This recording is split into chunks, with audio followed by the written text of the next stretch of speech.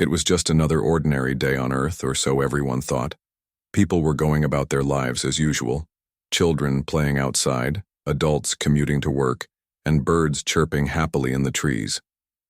The sky above seemed calm, dotted with fluffy white clouds that drifted lazily across the horizon. No one could have predicted what was about to happen next. At exactly 3:47 p.m., something extraordinary occurred, something that would change the course of human history forever. The first sign came without warning. The sky began to shimmer, almost like water rippling under sunlight. At first, people assumed it was a trick of the light, a mirage caused by heat waves rising from the ground. But then, slowly and unnaturally, the clouds started to part. It wasn't wind or weather causing this. It was as if an invisible hand had reached down and pulled the sky apart like curtains opening on a stage. And behind those parted clouds lay something no one was prepared for. Massive ships, larger than anything humans had ever seen, hovered silently above the planet. They weren't sleek or shiny like spaceships from movies. Instead, they appeared, ancient yet powerful, covered in intricate carvings that glowed faintly with an otherworldly energy. Each ship stretched miles long, casting enormous shadows over cities below. The sight sent shockwaves through the world. People froze in place, staring upward with wide eyes filled with awe and fear. News channels scrambled to cover the event, broadcasting live footage of the mysterious fleet. Social media erupted instantly, flooded with posts, videos, and theories. Some people panicked, running indoors or calling loved ones. Others stood transfixed, unable to look away. Parents shielded, their children's eyes unsure whether this was a miracle or the beginning of the end. Scientists, meanwhile, rushed to analyze the situation, trying to make sense of what they were witnessing. Deep within one of those massive ships, however, the mood was very different. Inside the lead vessel, alien commanders sat huddled around, glowing screens, their faces etched with worry. These beings weren't conquerors coming to claim Earth, they were terrified. For reasons even they didn't fully understand, humanity's sudden emergence into space had flipped their understanding of power dynamics upside down. The aliens had been observing Earth for decades, expecting primitive behavior typical of species still confined to their home planets. What they found instead shocked them to their core. Humans weren't primitive at all. In fact, they were evolving rapidly, not just technologically but culturally too. Concepts like democracy, art, cooperation, and innovation baffled the aliens, who operated under strict hierarchies. Worse still, they had discovered Earth's military advancements thanks to leaked satellite data. Humanity's potential firepower terrified them more than any weapon they possessed. Back on Earth, confusion reigned supreme. Governments convened emergency meetings, debating how to respond to this unprecedented event. Should they retaliate? Negotiate? Or simply observe? Military leaders argued for caution, urging world leaders not to act rashly. Meanwhile, civilians continued to speculate wildly. Some believed the ships heralded the arrival of gods or angels, while others feared an invasion. Memes and jokes flooded social media, showing aliens cowering before humans flexing muscles made of steel and fire. This unexpected humor united people worldwide, creating a strange sense of pride despite the looming uncertainty. Amidst all the chaos, Dr. Elena Rodriguez, an astrophysicist working for NASA, gathered her team to study the phenomenon. She watched the live feeds intently, her mind racing with possibilities. "This isn't just some random visit," she said firmly during an emergency meeting. Her voice carried authority, commanding attention from everyone present. "Look at how they're positioned. They're afraid." Her words stunned the room. Afraid? How could beings capable of traveling across galaxies possibly be afraid of humanity? Yet evidence supported her claim. The alien vessels hadn't descended aggressively. Instead, they maintained a respectful distance, almost as if waiting for permission to approach further. Their movements were deliberate, cautious, not the actions of invaders but of observers, or perhaps supplicants. As hours passed, the tension grew thicker. People waited anxiously for any sign of communication from the ships. Would they attack? Would they speak? Or would they simply vanish back into the depths of space? Then, finally, it happened. A transmission crackled through Earth's communication systems. It wasn't hostile. It was a plea for peace. The message was simple yet profound. We seek refuge. Confusion rippled across the globe. Refuge from what? Why would advanced beings capable of building such colossal ships need help from humans? Questions swirled endlessly, fueling both hope and suspicion. Scientists worked tirelessly to decode the rest of the transmission, piecing together fragments of information. Slowly, a clearer picture emerged. These aliens weren't conquerors. They were survivors fleeing a galactic war far beyond Earth's comprehension. Their home planet had been destroyed centuries ago, forcing them to wander through the stars, searching for safety. Now, driven to desperation, they had turned to Earth, hoping to find sanctuary. But there was more. The aliens admitted they'd underestimated humanity. Observing Earth from afar, they expected ignorance and savagery. Instead, they found brilliance and resilience. Humans had achieved feats they never imagined possible for a species so young. Art, music, technology, all pointed to a civilization brimming with potential. And most alarming of all, Earth's military capabilities rivaled, if not surpassed, their own. For the aliens, this revelation was both humbling and terrifying. They realized they couldn't afford to provoke humanity. If anything, they needed its protection. That realization weighed heavily on their minds as they awaited Earth's response. On Earth, reactions varied widely. Some saw this as an opportunity, a chance to prove humanity's worth on a cosmic scale. Others viewed it as a threat, fearing hidden agendas or ulterior motives. Debates raged globally, with protests erupting outside government buildings.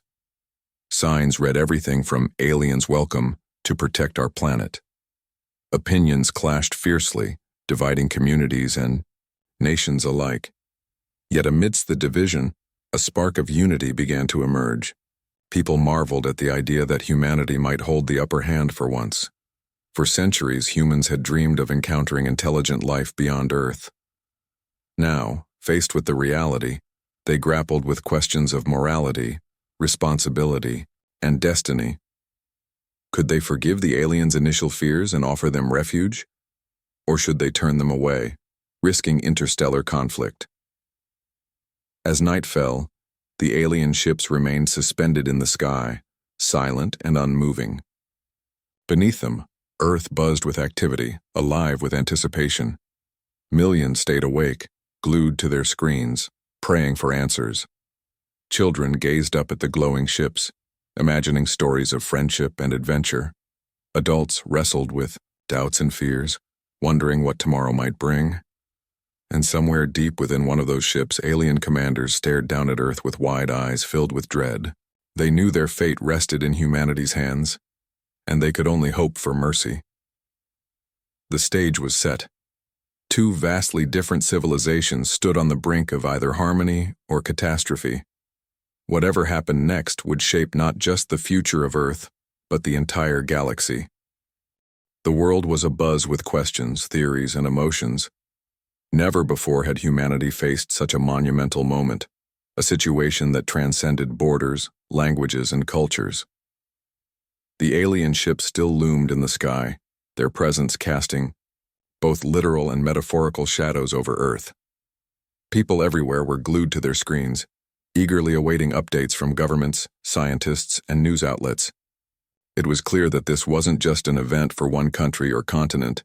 It was a global phenomenon, demanding collective action. Dr. Elena Rodriguez had become something of a public figure overnight. Her calm yet authoritative analysis during press conferences reassured millions who were unsure how to process what they were witnessing. She stood tall behind a podium, her dark hair tied neatly into a bun, wearing a white lab coat that made her look every bit the scientist she was. Cameras flashed as reporters shouted questions at her, but she remained composed, answering each query with precision.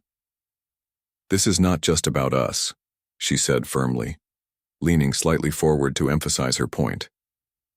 It's about understanding our place in the universe. These beings have come here, not to conquer, but because they need help. And it's up to us to decide what kind of species we want to be. Her words resonated deeply with many. For decades, humanity had dreamed of encountering intelligent life beyond Earth. Science fiction books, movies, and TV shows had painted vivid pictures of first contact, some hopeful, others terrifying. But now, faced with the reality of alien visitors, people realized how unprepared they truly were. There were no rule books, no protocols, no easy answers. Everything depended on choices made in real time by leaders, scientists, and ordinary citizens alike. Governments around the world scrambled to respond. Emergency meetings took place at the United Nations headquarters in New York City, where representatives from nearly every nation gathered to discuss next steps. The atmosphere inside the Grand Chamber was tense, yet electric. Diplomats whispered urgently among themselves while translators worked tirelessly to ensure everyone understood what was being said. At the center of it all sat Secretary General Amara Patel, a woman known for her diplomatic finesse and unwavering determination. "We must act with caution," she began, addressing the assembly. "But we cannot let fear dictate our decisions. This is a historic opportunity to show the universe that humanity values peace, compassion, and cooperation." Her voice carried conviction, silencing murmurs in the room. "We will proceed carefully, but we will also extend an olive branch. Let us remember, these beings are not monsters. They are survivors just like us." While world leaders debated strategies, civilians continued to react in wildly different ways. Social media remained ablaze with posts, memes, and videos capturing the surreal nature of the event. Some users joked about aliens finally showing up after centuries of waiting, while others expressed genuine concern for the future. Hashtags like Canark Aliens Welcome and Canark Earth United trended globally, reflecting humanity's mixed feelings toward the visitors. One viral video showed a group of teenagers in Los Angeles performing impromptu dances beneath the shadow of one of the ships. Their moves mimicked sci-fi movie scenes, complete with exaggerated gestures meant to mimic laser guns and spaceship landings. Another clip featured elderly farmers in rural India lighting candles outside their homes, offering prayers for peace. Across continents, oceans, and time zones, people found unique ways to cope with the uncertainty. Amidst the chaos, however, skepticism lingered.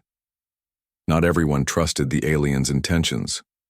Conspiracy theories spread rapidly online, claiming the ships were part of a secret government experiment or even a hoax designed to distract from Earth's problems.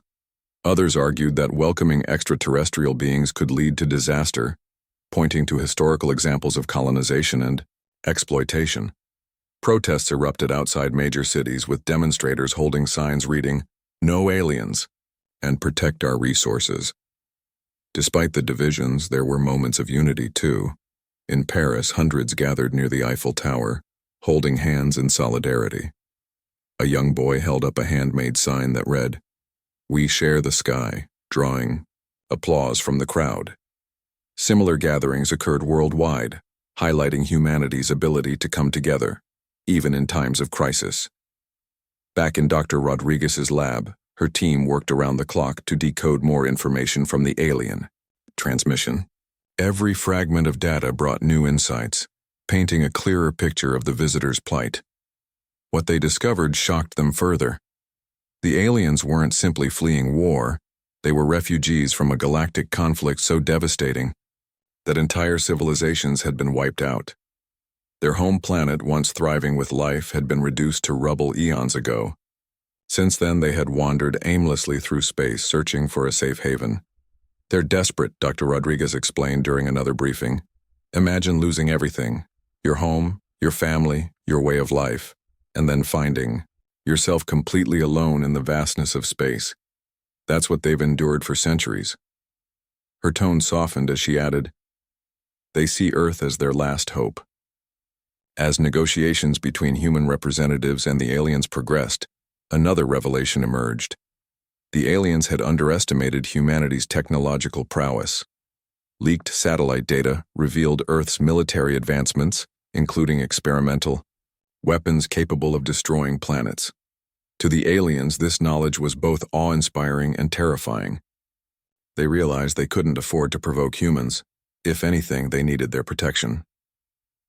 Meanwhile, ordinary citizens played a crucial role in shaping public opinion.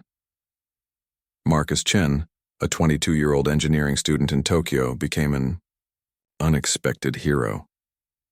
While tinkering with his laptop late one night, he intercepted fragments of the alien signal. Using his knowledge of cryptography, Marcus managed to decode hidden messages detailing blueprints for unimaginable technology.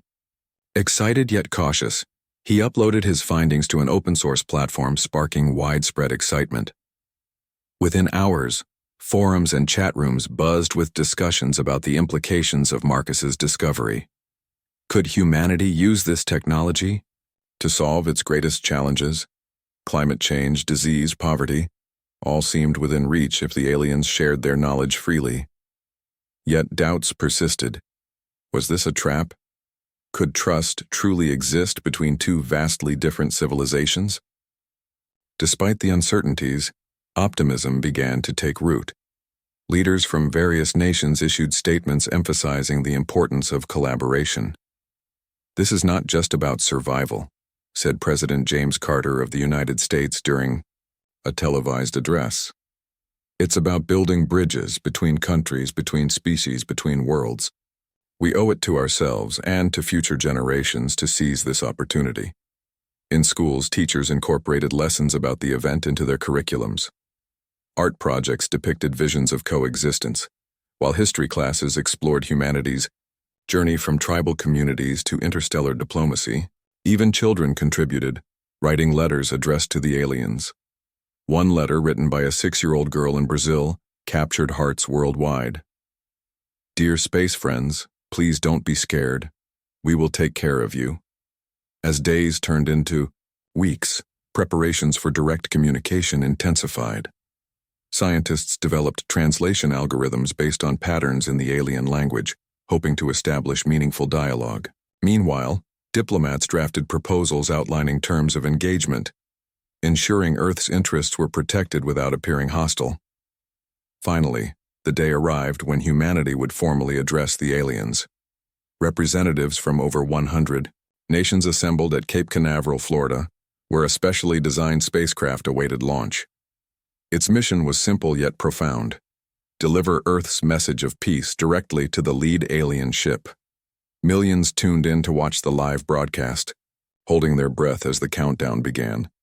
10, 9, 8. The announcer's voice echoed across television screens and radios worldwide. Tension mounted with each passing second. 3, 2, 1.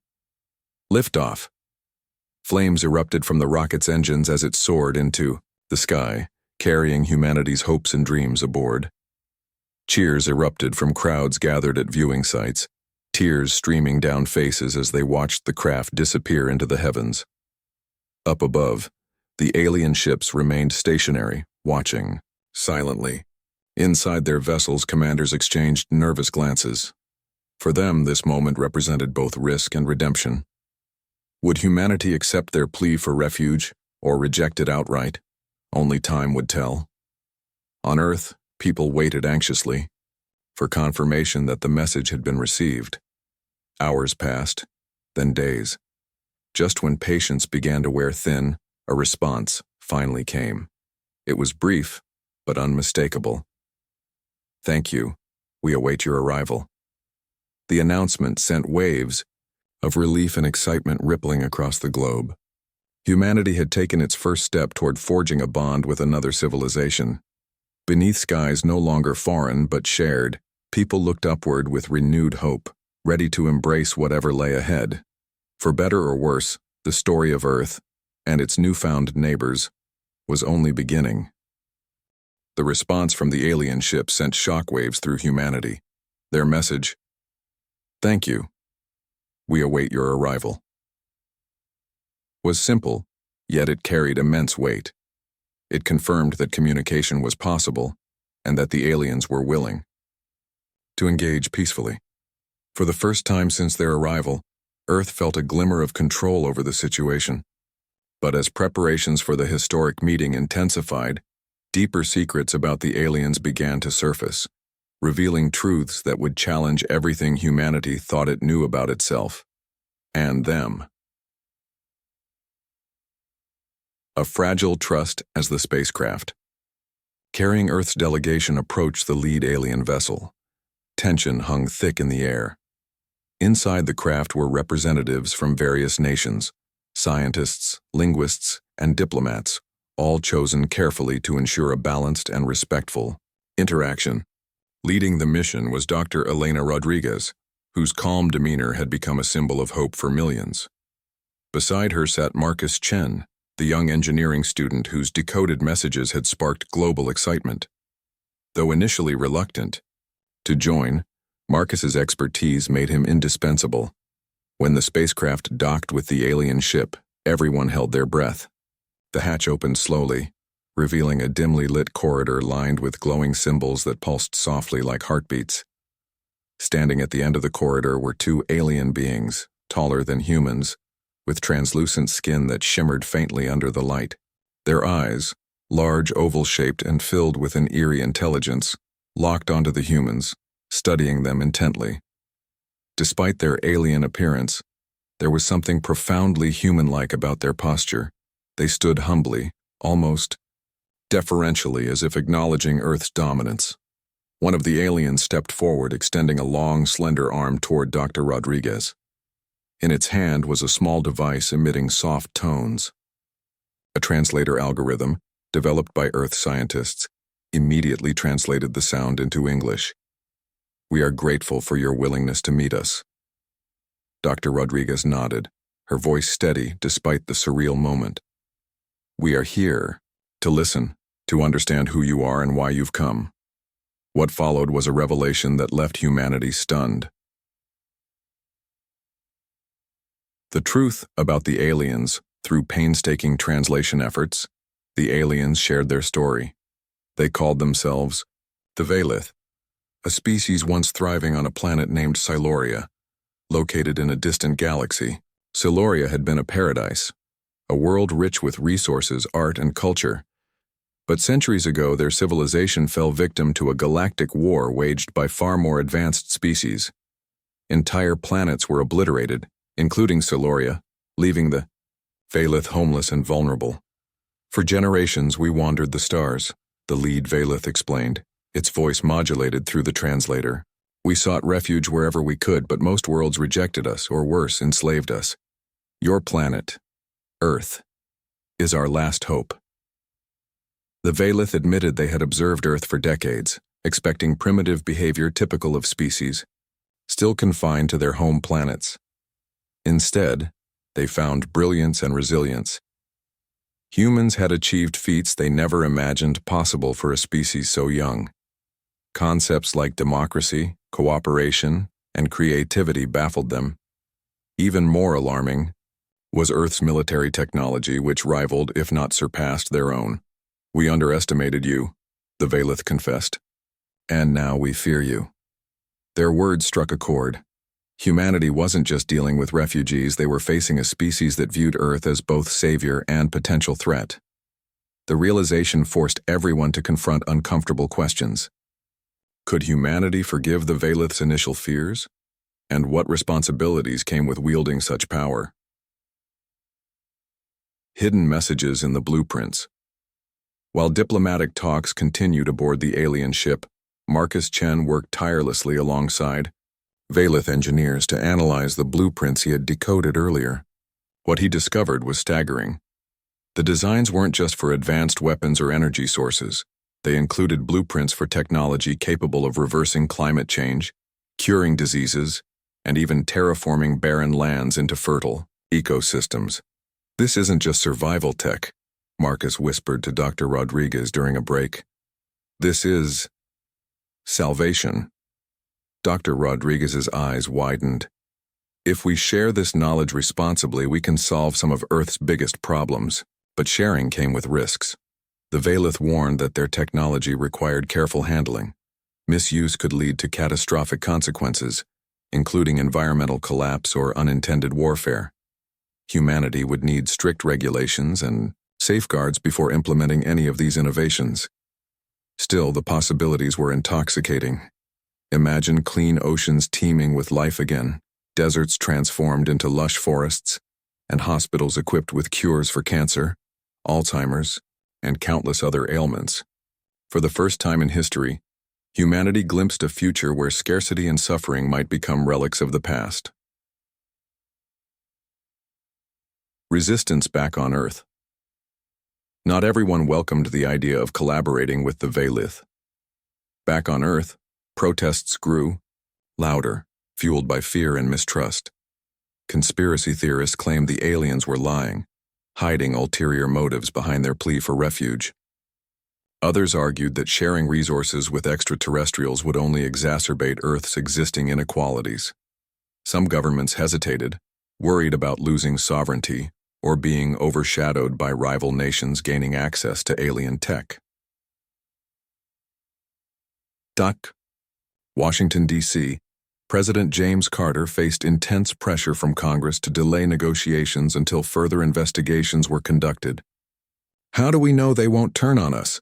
one senator demanded during a heated session. "What guarantees do we have?"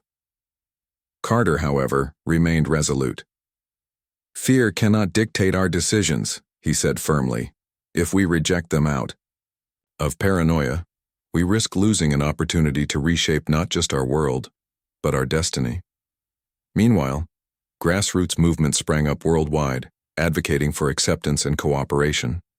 Artists created murals depicting humans and Velith working side by side. Musicians composed songs celebrating unity across galaxies. Even children joined the cause, organizing school projects aimed at educating peers about compassion and empathy. One particularly moving initiative came from a group of students in Kenya. They launched a campaign called Welcome Home, collecting letters, drawings, and messages of support for the Velith. Thousands participated, flooding social media with heartfelt pleas for peace. One letter, written by a 9-year-old girl, named Amina, captured the sentiment perfectly. "Dear Velith friends, please don't be scared. Earth has room for everyone." A test of humanity's values as days passed, the discussions between humans and Velith grew more complex. The aliens proposed a partnership, not just for shelter but for mutual growth. They offered to teach Earth how to use their technology responsibly, provided humanity agreed to help rebuild ecosystems harmed by centuries of neglect. In return, they asked for protection and integration efforts, ensuring they wouldn't face discrimination or hostility. For many, this proposal represented a moral crossroads. Accepting the Velith meant embracing responsibility on a cosmic scale. It meant prioritizing collective well-being over individual gain. It also meant confronting humanity's darkest tendencies, greed, prejudice, and fear, and choosing instead to act with courage and kindness. Dr. Rodriguez often reflected on this during quiet moments aboard the alien ship. "This isn't just about saving them," she told Marcus one evening. "It's about proving we're worthy of being saved too. If we can rise above our flaws, maybe we'll finally deserve the future they're offering us." Marcus nodded, thoughtfully. "Do you think we're ready?" She smiled faintly. "I guess we'll find out." Preparing for the vote back on Earth, world leaders convened for a historic vote. Every country participated, debating whether to accept the Velith's proposal. Arguments raged fiercely with emotions running high. Some urged caution, warning of potential risks. Others championed compassion, reminding everyone of the moral imperative to help those in need. Ultimately, it was a speech by General Elijah Johnson, a retired Army officer and grandfather of Jamal, a boy bullied years ago, that tipped the scales. Speaking via video link, his voice carried authority and conviction. "Courage isn't about fighting," he said, his gaze steady. "It's about standing firm for what's right, even when it's hard. These beings aren't our enemies. They're survivors like us. Let's show them and ourselves that we're better than fear." The vote was unanimous. Earth would welcome the Velith. Cheers erupted globally as people celebrated the decision, united by a shared vision of hope and progress. Beneath skies no longer foreign but shared, humanity looked toward the stars, ready to embark on a journey unlike any other. Unbeknownst to them, this was just the beginning. The vote had been cast and Earth made its decision. Humanity would welcome the Velith, not as conquerors or invaders, but as refugees seeking solace. The announcement sent ripples of excitement and apprehension across the globe. While many celebrated the historic moment, others braced themselves for the challenges ahead.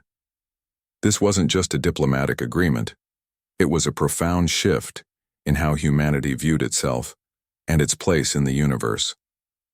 For the first time, Earth stood at the center of an interstellar alliance, tasked with balancing compassion, responsibility, and self-preservation.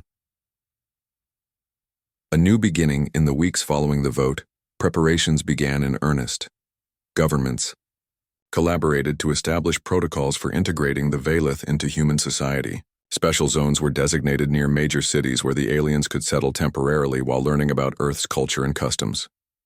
Scientists worked tirelessly to adapt Velith technology for safe use, ensuring that humanity wouldn't inadvertently harm itself or the planet in the process. Meanwhile, educators developed programs to teach people about the Velith, fostering understanding and reducing fear. The Velith themselves played an active role in these efforts. Through daily broadcasts translated into multiple languages, they shared stories of their lost home, Siloria, and expressed gratitude for Earth's generosity. Their humility resonated deeply with audiences worldwide. One broadcast in particular captured hearts when a young Velith named Kayla described her hopes for the future. "We dream of peace," she said softly, her voice trembling with emotion. "Of living alongside you, not as strangers, but as friends." These messages helped ease tensions among skeptics, though resistance still lingered. Protesters continued to gather outside government buildings, holding signs that read "Earth First" and "No Alien Tech." Conspiracy theories persisted, claiming the Velith harbored hidden agendas. Yet for every critic, there were countless supporters eager to embrace this new chapter in human history.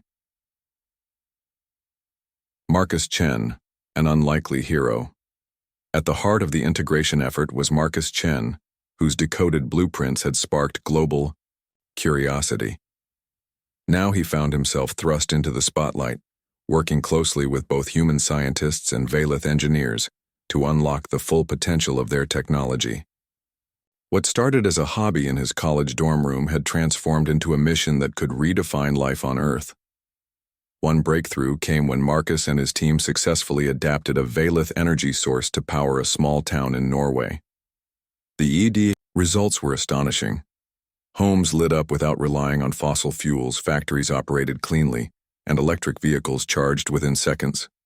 News of the achievement spread quickly, inspiring hope that similar solutions could be implemented worldwide. But progress wasn't without its challenges. During testing, one prototype malfunctioned, causing a minor explosion that injured several technicians. Critics seized the incident as proof that alien tech was too dangerous to trust. Public confidence wavered, threatening to derail the entire project. Determined to regain trust, Marcus addressed the issue head-on.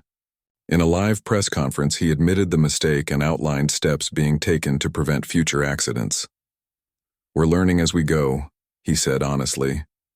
"This isn't easy, but giving up isn't an option. If we succeed, we can create a better world for everyone." His candor won back public support, reminding people that innovation often came with risks.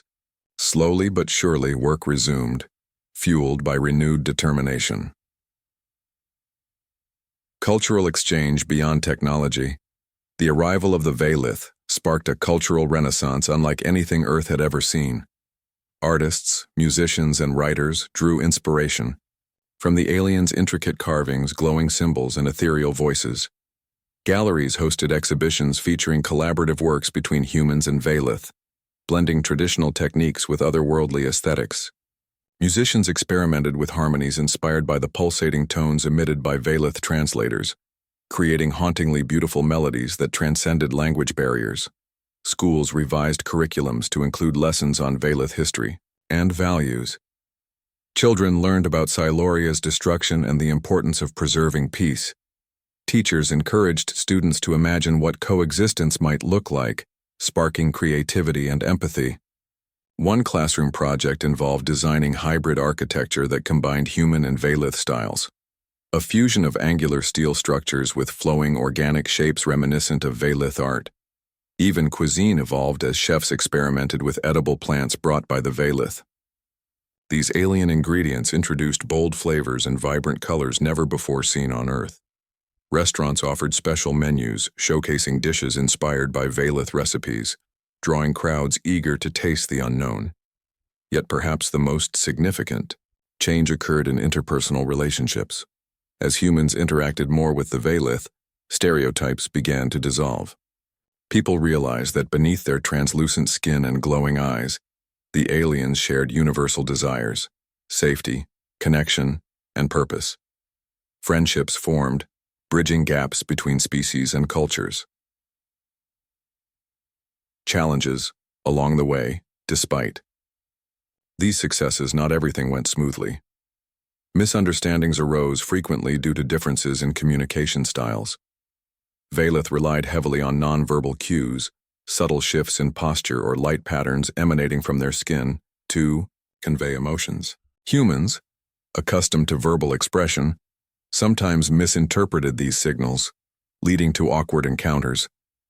For example, during a formal dinner hosted by the United Nations, a Veilith diplomat accidentally caused offense when her skin dimmed, slightly after hearing a joke. To her, dimming indicated amusement, but humans interpreted it as disapproval. The misunderstanding nearly derailed negotiations until Dr. Rodriguez intervened, explaining the cultural nuance and diffusing the tension. Economic disparities also posed challenges. Wealthier nations gained access to Veilith technology faster than poorer ones, exacerbating existing inequalities. Activists demanded equitable distribution, arguing that the benefits should reach all corners of the globe. Grassroots campaigns emerged, urging governments to prioritize marginalized communities in implementation plans. Meanwhile, rogue factions sought to exploit the situation for personal gain. Black markets sprang up selling counterfeit versions of Veilith gadgets, often malfunctioning dangerously. Security forces worked overtime to shut down these operations, but the problem persisted, highlighting the darker side of humanity's ingenuity. A symbolic gesture amidst the chaos. A symbolic gesture helped restore faith in the partnership. On the one-year anniversary of the Veilith's arrival, Earth held a global celebration called Unity Day. Cities around the world illuminated landmarks with glowing hues matching those of the Veilith ships. Fireworks painted skies with dazzling displays, while concerts featured performances by human and Veilith artists. At the event's climax, a massive holographic projection of Earth and Siluria appeared above Times Square, accompanied by a message written in both English and Veilith script. Together, we build a brighter tomorrow. The image became iconic, symbolizing hope and resilience. It reminded people that despite their differences, humans and Veilith shared a common goal: survival and prosperity. For the first time, Earth truly felt united, not just as nations, but as a single species standing shoulder to shoulder with another. Looking ahead, as Unity Day concluded, leaders gathered to reflect on the past year and plan for the future. Progress had been uneven, marked by triumphs and setbacks alike. But overall, humanity had proven capable of rising to the occasion. The Veilith, too, expressed gratitude for Earth's efforts. "We underestimated you," said Lyrath, the lead Veilith ambassador, during a closing speech. "You are stronger, kinder, and more resilient than we imagined. Together we will rebuild, not just our lives, but our dreams." His words resonated deeply, echoing the sentiment shared by millions. Humanity had faced its greatest test, and passed. Now, as stars twinkled overhead, people looked toward the horizon, ready to embrace whatever lay ahead. For better or worse, Earth and the Veilith were bound together, forging a path into the unknown. And beneath skies no longer foreign, but shared, they took their first steps toward a future filled with endless possibilities. Years had passed since the day the sky parted to reveal the Veilith ships. What began as a moment of terror and uncertainty had transformed into an era of unprecedented progress, unity, and transformation. Humanity, once divided by borders, ideologies, and prejudices, now stood united, not just with itself but with another intelligent species. Together, humans and Veilith forged a future that surpassed even their wildest dreams. Beneath skies, no longer foreign but shared, Earth thrived in ways no one could have imagined. A world transformed. The changes brought by Veilith technology were nothing short of miraculous. Cities evolved into marvels of architecture and sustainability. Towering spires powered by clean alien energy sources replaced outdated skyscrapers, curing pollution that had plagued urban areas for centuries. Rivers flowed clear again, teeming, with fish long thought extinct. Deserts bloomed into lush green landscapes thanks to terraforming techniques adapted from Veilith blueprints. Even the air felt fresher, untainted by the smog of industrialization. Medical advancements revolutionized healthcare. Diseases like cancer, Alzheimer's, and HIV/AIDS became curable, thanks to breakthroughs derived from Veilith knowledge. Hospitals, brimmed with cutting-edge equipment capable of diagnosing illnesses at their earliest stages. Lifespans increased dramatically, allowing people to live healthier, fuller lives. For the first time in history, humanity dared to dream of eradicating suffering altogether. Education also underwent a renaissance. Schools incorporated advanced learning tools inspired by Veilith methods, enabling students to absorb information faster and retain it longer. Virtual reality classrooms transported learners to distant planets, ancient civilizations, or microscopic worlds within cells. Creativity flourished as children grew up understanding not only their own culture, but also the infinite possibilities of interstellar cooperation. Yet perhaps the most profound change was cultural. Art, music, literature, and philosophy blended human perspectives with Veilith insights, creating breathtaking works that transcended traditional boundaries. Museums showcased sculptures made of shimmering materials harvested from Veilith alloys, while theaters hosted performances combining human storytelling with ethereal alien harmonies. Humanity discovered beauty in diversity, realizing that coexistence wasn't about assimilation, it was about celebrating differences. Lessons learned. For all its achievements, this new world wasn't without challenges. Integrating two vastly different civilizations required patience, compromise, and constant effort. Misunderstandings still occurred, though they were handled more gracefully over time. Humans learned to interpret Veilith nonverbal cues, while Veilith adapted to human customs and humor. Friendships deepened, built on mutual respect and curiosity. Economic disparities remained a persistent issue, despite global efforts to ensure equitable distribution of resources. Wealthier nations continued to benefit disproportionately from Veilith technology, leaving poorer regions struggling to catch up. Activists tirelessly campaigned for justice, reminding governments of their moral obligation to uplift marginalized communities.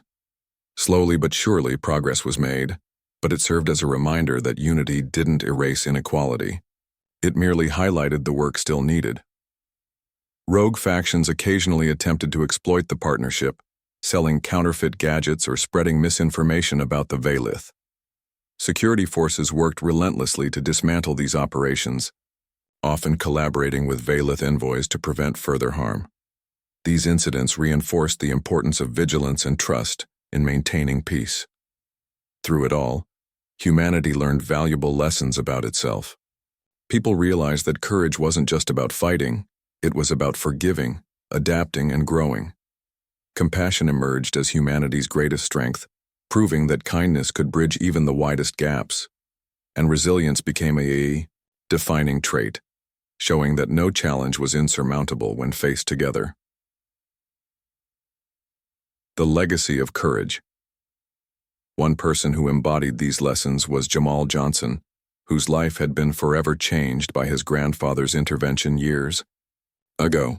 Now a young man in his early 20s, Jamal had grown into a confident advocate for equality and inclusion. Inspired by General Elijah Johnson's bravery, he dedicated himself to bridging divides between humans and Velith. Jamal traveled the world, speaking at conferences and schools about the importance of standing firm against injustice. His speeches resonated deeply, especially among younger generations eager to shape the future. My grandfather taught me that true strength lies not in power, but in protecting those who cannot protect themselves, he often said. That lesson applies to everything we do, whether it's helping someone bullied at school or welcoming refugees from another galaxy. His words echoed across continents, inspiring countless others to follow suit. Grassroots movements sprang up everywhere, driven by ordinary people determined to make a difference. From cleaning polluted rivers to mentoring underprivileged youth, acts of kindness rippled outward, creating waves of positive change. A shared future. As decades passed, the bond between humans and Velith grew stronger. Settlement zones expanded into thriving multicultural hubs where both species lived side by side. Markets bustled with vendors selling hybrid goods, blending human ingenuity with Velith craftsmanship. Festivals celebrated holidays from both cultures, filling streets with laughter, music, and joy. Children born during this era knew no other reality. To them, coexistence wasn't extraordinary. It was normal. They grew up playing games invented collaboratively by human and Velith designers, reading books written by authors from both species, and dreaming of careers exploring the stars. For the first time, humanity's next generation inherited a legacy of hope rather than hardship. Even space exploration reached new heights. Joint missions launched regularly, carrying crews of humans and Velith to study distant planets and moons. Scientists worked together to unravel mysteries of the universe, sharing discoveries that enriched both civilizations. One mission successfully terraformed Mars, turning the barren red planet into a second home for Earth's growing population. It marked a monumental achievement, a testament to what collaboration could accomplish. Looking toward the stars on the 50th anniversary of the Velith's arrival, Earth held a grand celebration called the Festival of Unity. Cities around the globe illuminated landmarks with glowing hues matching those of the Velith ships. Fireworks painted skies with dazzling displays, while concerts featured performances by artists from both species. At the event's climax, a massive holographic projection appeared above the United Nations headquarters, depicting Earth, Mars, and Siluria, surrounded by swirling galaxies. A message accompanied the image, written in multiple languages and glowing. Velith script. Together, we are infinite. The crowd erupted in cheers, tears streaming down faces as people embraced one another. Leaders from every nation joined hands with Velith ambassadors, symbolizing unity and gratitude. For a brief moment, all differences faded away, leaving only shared awe and wonder. Lirath, the lead Velith ambassador, delivered a heartfelt speech during the ceremony. When we first arrived, we feared rejection, he said, his voice trembling with emotion. Instead, you welcomed us with open arms. You showed us that compassion knows no bounds, not even across galaxies. Because of you, we found not just refuge but family. His words brought silence to the audience, followed by thunderous applause. Humanity had proven that it wasn't defined by its flaws but by its capacity to rise above them.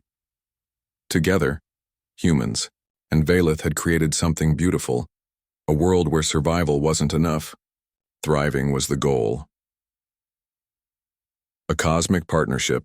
As the festival concluded, people looked toward the horizon, ready to embrace whatever lay ahead. Spaceports buzzed with activity as new missions prepared for launch. Engineers tinkered with prototypes, designed to explore farther reaches of the galaxy.